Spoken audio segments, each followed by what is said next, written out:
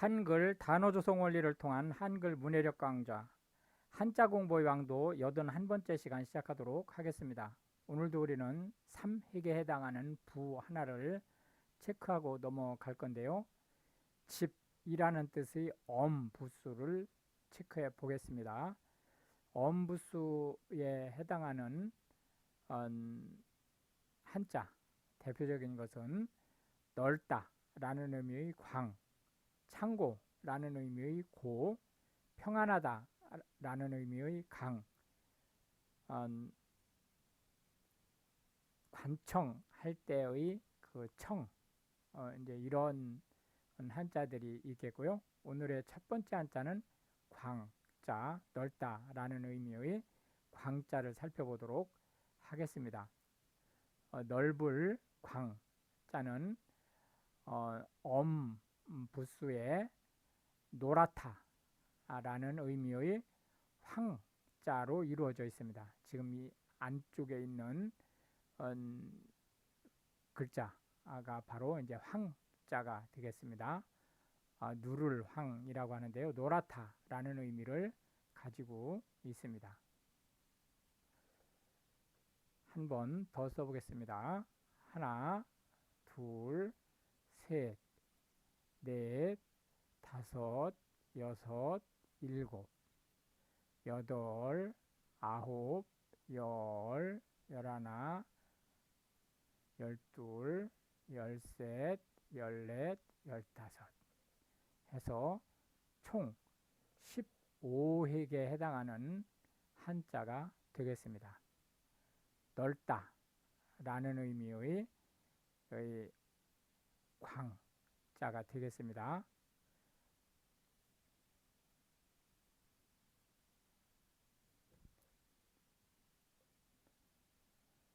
광고라고 하면 상품을 널리 알린다 그런 뜻이죠. 광폭 타이어라고 하면 일반 타이어보다 두께가 더 두꺼운 그런 타이어를 얘기합니다. 광장이라고 하면 넓은 뜰, 그것도 이제 공공 장소로 넓은 뜰을 얘기합니다.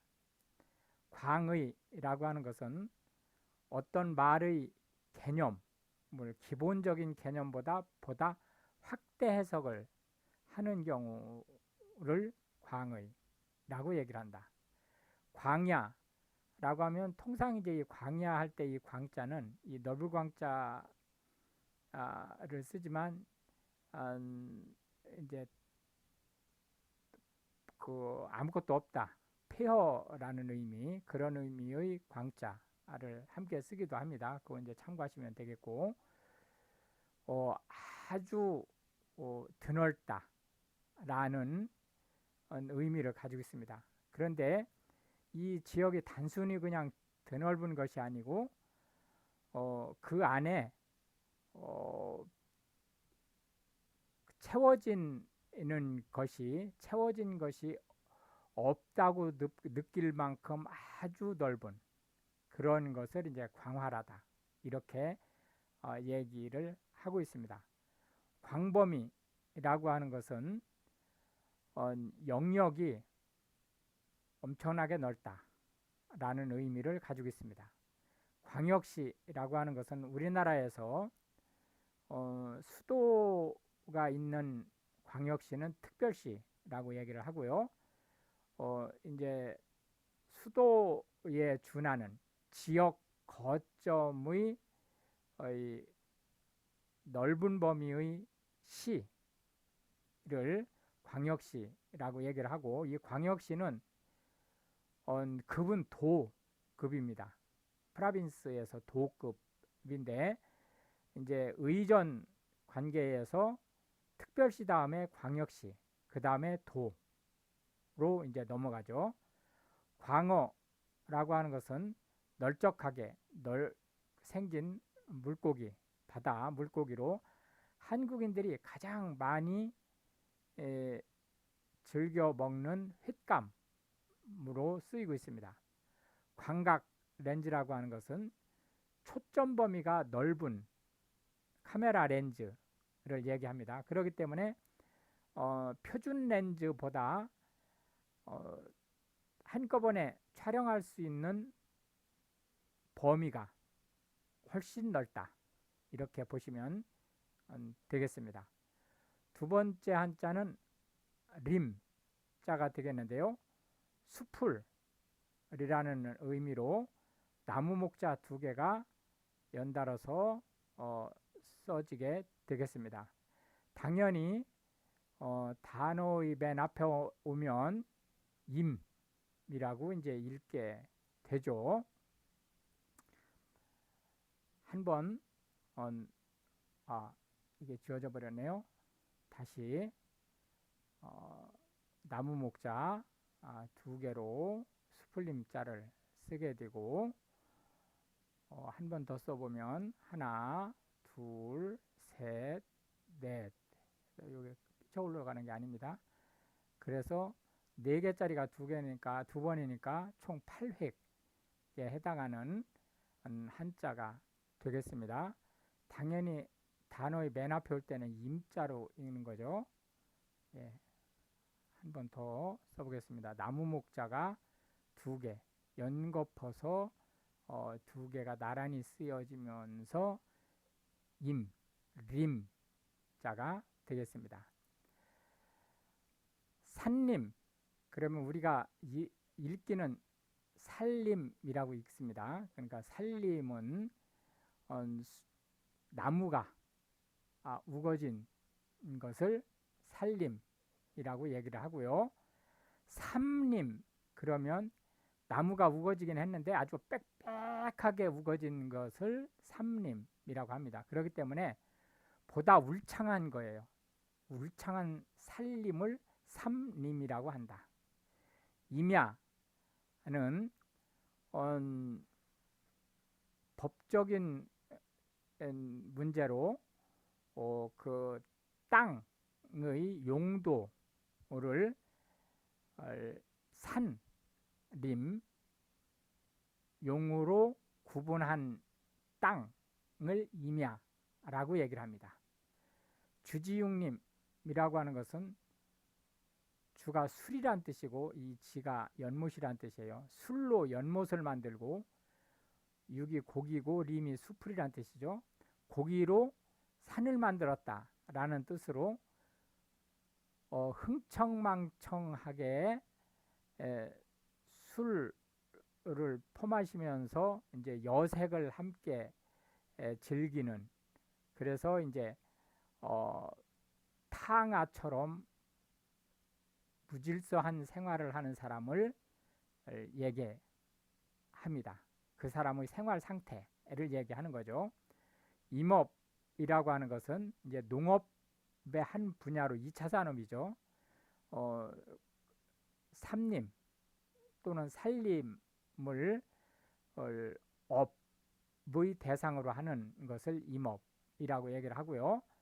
열대우림이라고 하는 것은 열대지방에 비가 많이 오기 때문에 울창하게 숲이 우거진 것을 열대우림이라고 얘기를 합니다. 열대우림하고 같은 말이 밀림, 빽빽하게, 이게 밀자가 빽빽하다라는 뜻이에요. 빽빽하게 삼림이 우거진 것을 밀림이라고 얘기를 하는데 무조건 숲이 빽빽하게 우거졌다고 해서 밀림이라고 하는 게 아니고 열대지방, 정글을 얘기하는 겁니다. 산림욕이라고 하는 것은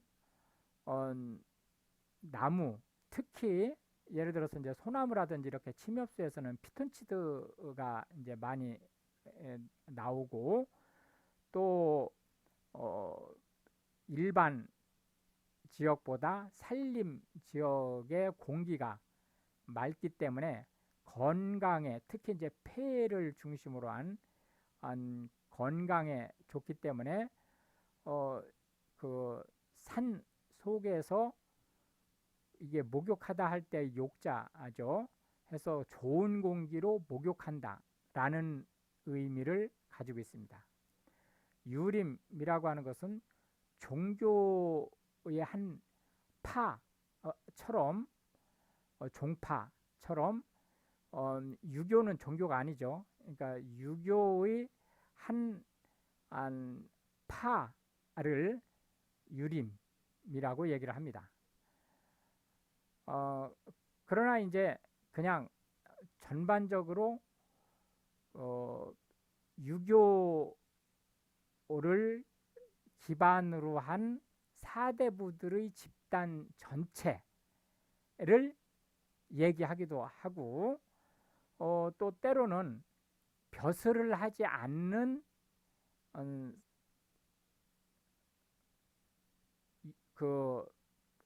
유교 학자들을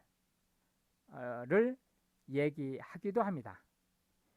임경업은 이괄의 난을 평정하면서 인조 때 아주 명장으로 등극한 분인데, 김자겸에 의해서 모함을 입어서 이제 죽음을 당하게 되죠. 이제 장군을 소개하려고 하는 것이 아니고 성씨 중에 임씨가 바로 이 수풀림자를 쓴다. 물론 임씨도 있습니다. 그냥 실제로 이응의 임씨. 그러나 이제 수풀림자를 쓰는 임씨의 경우가 바로 요 림자를 쓴다라고 하는 것을 알려드리려고 임경업 장군을 호출한 거고요. 마지막 한자는 기묘하다라는 의미의 묘자가 되겠습니다.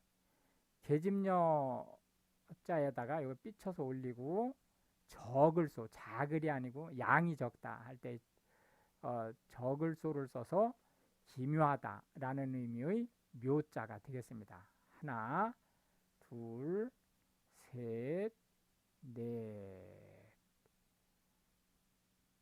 다섯, 여섯, 일곱. 여기가 삐쳐 올리는 겁니다. 여기가 이렇게 해서 총 7획에 해당하는 한자가 되겠습니다. 이 계집여자는 인쇄체로 쓸 때는 이렇게 여기가 두 획처럼 보이지만 손으로 쓸 때는 한 획으로 씁니다. 그래서 계집여자에다가 적을 소자를 써서 묘, 기묘하다라는 의미의 묘자가 되겠습니다. 이 묘자에 해당하는 단어들은 아주 뜻이 비슷한 말이 많습니다. 기묘하다는 평상적이지 않고 특이하다 라는 뜻입니다. 교묘하다는 아주 기술적으로 뛰어나다 라는 뜻이에요. 기묘하다는 생김새가 특이하다는 의미를 가지고 있지만, 교묘하다는 기술이 아주 뛰어난, 그 표현 기술이 아주 뛰어난 것을 얘기합니다. 오묘하다는 놀랄 만큼 기가 막히다. 절묘하다는 말로 표현하지 못할 만큼 뛰어나다.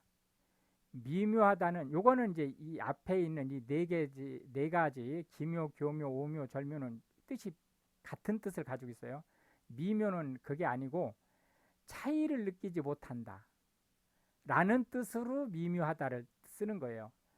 예를 들어서 자연에 어떤 일이 있는데 이것을 그림으로 화폭에 담았어요. 근데 이것이 진짜인지 그림인지를 구분하기 힘들 정도로 뛰어나다라는 의미로 미묘하다는 뜻입니다.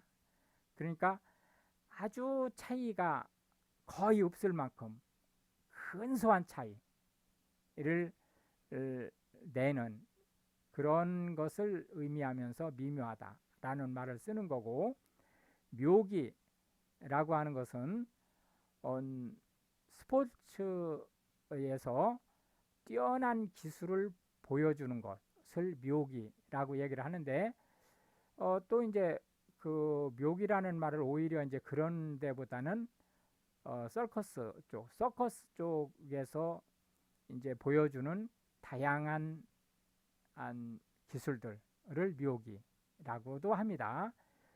묘수는 다시 생각하기 어려울 정도로 좋은 방안을 얘기합니다. 아, 묘책 같은 말이죠. 묘수하고 묘책 같은 말이에요. 묘안 역시 같은 말입니다. 요 좀 이따가 그 뉘앙스 설명을 좀 해드리고 묘약부터 한번 보겠습니다. 묘약이라고 하는 것은 아주 뛰어난 명약을 얘기합니다.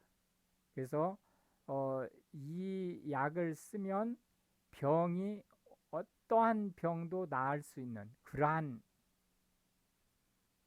기가 막힌 효과를 가진 약이다 라는 뜻을 가지고 있다. 이제 이렇게 보시면 되겠고, 어, 묘수라고 하는 것은 특히 바둑에서 이제 쓰는 말이죠. 어떤 일을 처리하는데 포석을 기가 막히게 했다라는 뉘앙스를 가지고 있는 거예요. 묘책이라고 하는 것은 대안, 어떤 문제를 해결하기 위한 대안으로 뛰어나다라는 의미를 가지고 있는 거고, 그런 뉘앙스를 이 세 가지가 뜻은 지금 같은 말이에요. 근데 뉘앙스가 그런 차이를 가지고 있다는 거죠.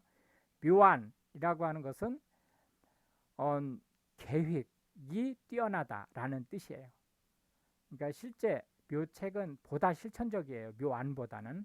이제 그런 의미의 약간의 뉘앙스 차이가 있지만 세 가지 말이 사실은 같은 말로 쓰인다 라고 보시면 되겠습니다. 그래서 이제 오늘도 하나의 부수와 세 개의 한자, 그리고 각 한자에 대한 현대 한국어에서 자주 쓰이고 있는 10개씩의 단어를 살펴봤는데요. 이것이 한글 문해력 향상에 도움을 주고 특히 외국인으로서 한국어를 배우시는 분들한테 한국어 단어의 조성 원리와 용법을 이해하시는 데 크게 도움이 되기를 바라겠습니다. 시청해 주셔서 감사하고 우크라이나를 위해서 기도해 주시면 더욱 감사하겠습니다.